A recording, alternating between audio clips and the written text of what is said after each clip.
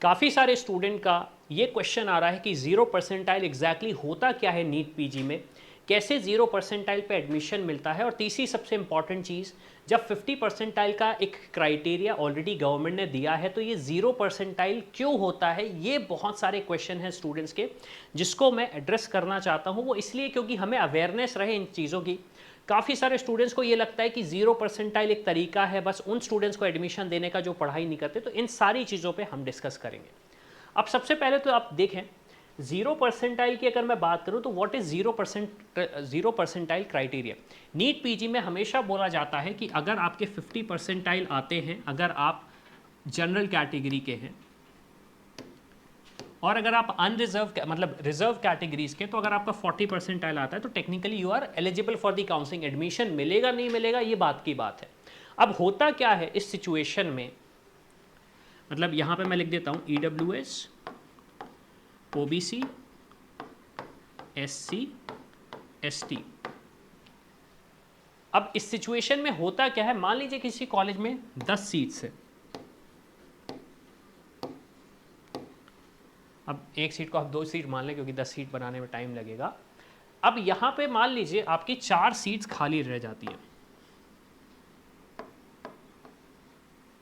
4 seat आपकी खाली रह जाती है। अब जब 4 सीट खाली होती है तो इसमें लॉस होता है। अगर मैं गवर्नमेंट कॉलेज की अगर मैं बात करूं तो लॉस होता है सबसे पहले तो एक तरीके से ज़्यादा फीस नहीं होती गवर्नमेंट कॉलेज में, लेकिन फिर भी एक रेवेन्यू का लॉस होता है। दूसरे, उन ब्रांचेस में थोड़ी सी स्केर्सिटी आ जाती है, उन ब्रांचेस में थोड़ी सी स्केर्सिटी आ जाती है। अब देखेंगे, आप देखेंगे रेडियो और डर्मा में कभी 0 परसेंटाइल का क्राइटेरिया यूजुअली नहीं होता, लोअर ब्रांचेस में होता है। अब आप बोलोगे लोअर ब्रांचेस कौन सी होती, ये चीज़ मैं यूट्यूब पे नहीं बोलना चाहता हूँ क्योंकि मैं नहीं चाहता कि कोई कल को आगे बोले कि आप हमारी ब्रांच को लोअर बोलते हो, तो इसलिए किसी ब्रांच को हम स्पेसिफिकली लोअर नहीं बोल सकते। आप जानते हो कौन सी ब्रांच है, चाहो तो आप कमेंट करके भी बता सकते हो। तो जब सीट्स फिल नहीं होती तो इस सिचुएशन में गवर्नमेंट एक नया क्राइटेरिया लाती है कि हम 0 परसेंटाइल कर देते हैं कि जो स्टूडेंट्स 0 परसेंटाइल है, ऑब्वियसली बात है 0 परसेंटाइल नहीं, उनकी मेरिट पर उन्हें एडमिशन मिलता है, लेकिन उससे ऊपर वाले जो भी स्टूडेंट्स हैं वो क्वालिफाई हो जाए और उन्हें एडमिशन मिल सके। अब दूसरी चीज़ यहाँ पे स्टूडेंट्स ये बोलते हैं कि यहाँ पे मैक्सिमम स्टूडेंट्स वो चले जाते हैं जो पैसे दे के एडमिशन लेना चाहते हैं या फिर XYZ, जो बहुत सारी चीज़ें बोली जाती हैं। तो आपको एक चीज़ ये समझनी पड़ेगी कि काफ़ी सारे स्टूडेंट्स को ये पता रहेगा कि जो प्राइवेट कॉलेजेस होते हैं, प्राइवेट कॉलेजेस की यूजुअली जो फीस स्ट्रक्चर होता है वो अराउंड 70 lakhs का चला जाता है। मैं यूपी के किसी भी एक एवरेज कॉलेज की बात कर लूँ, एवरेज इन द सेंस किसी भी एक नॉर्मल कॉलेज की बात कर लूँ, तो आप 70 लाख तक का बजट एक्सपेक्ट करके रख सकते हो 3 साल का। अब यहाँ पे वो स्टूडेंट्स जा ही नहीं पाते जिनका इतना बजट ही नहीं है, और आपको भी पता है कि बजट फिर इसके ऊपर ही जाता है, बजट इसके ऊपर ही जाने लगता है।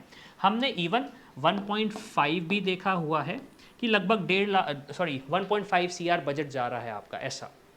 तो आपको ये चीज़ समझनी पड़ेगी कि इस सिचुएशन में तो वो स्टूडेंट जो पैसे देकर एडमिशन लेना चाहते हैं वो पैसे देकर एडमिशन तो ले ही नहीं सकते क्योंकि सारा प्रोसेस काउंसलिंग के थ्रू होता है। लेकिन ये बजट अगर किसी स्टूडेंट का है ही नहीं तो वो एडमिशन ले ही नहीं पाएगा, वो ऑब्वियस सी बात है गवर्नमेंट कॉलेजेस जाएगा।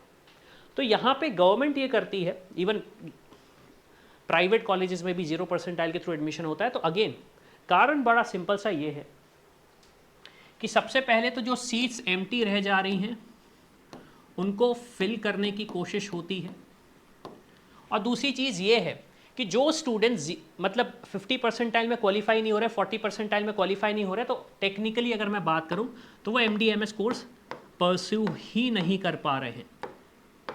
अब हर कोई अपनी प्राइवेट प्रैक्टिस स्टार्ट नहीं कर सकता, हर कोई एक कॉरपोरेट में जाके जॉब नहीं कर सकता, हर कोई एक गवर्नमेंट सेक्टर में जाके जॉब नहीं कर सकता। तो हो सकता है कुछ स्टूडेंट्स या टीचर, कुछ वो टीचर बन जाएं या फिर असिस्टेंट बन जाएं या फिर कंसल्टेंट बन जाएं, तो वहाँ पे एजुकेशन लेके वो दूसरे ऑल्टरनेटिव करियर पाथ को भी चूज़ कर सकते हैं। क्योंकि आप एक चीज़ माने या ना माने, मेडिकल सेक्टर में इंडिया में काफ़ी ज़्यादा स्कैर्सिटी है, स्पेशली ऐसे ट्रेन्ड प्रोफेशनल्स की जो पेशेंट्स को सही इलाज करके दे सके। तो 0 परसेंटाइल की अगर हम डिस्कस करें तो यहाँ पे मैंने जो अपना ओपिनियन शेयर किया है, होपफुली इससे आपको आइडिया लग गया होगा कि एग्जैक्टली क्या है। अब काफ़ी सारे स्टूडेंट बोलेंगे ये गलत है या सही है, ऑब्वियस सी बात है, इस पर मैं कोई भी ओपिनियन नहीं दे सकता।